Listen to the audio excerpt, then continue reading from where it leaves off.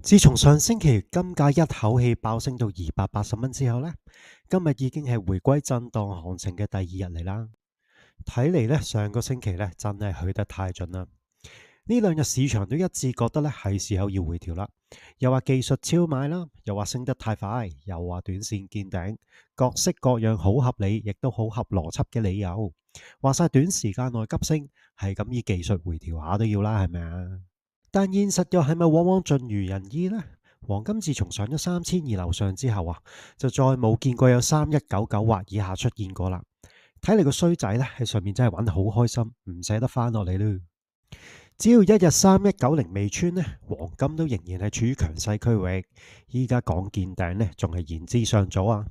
今次呢，好有機會呢係行以時間換取空間嘅策略，即係用長時間嚟橫行，代替向下回調嚟修正早前嘅超賣情況。今日嘅操作策略呢，都係以橫行格局為主，可以考慮喺3217至到3223呢多單入場，目標呢就睇3236、3238，止蝕呢就放喺3206以下。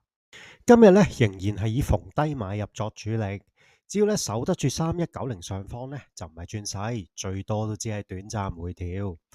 記得訂閱、點讚、分享，感謝收看，聽日再見。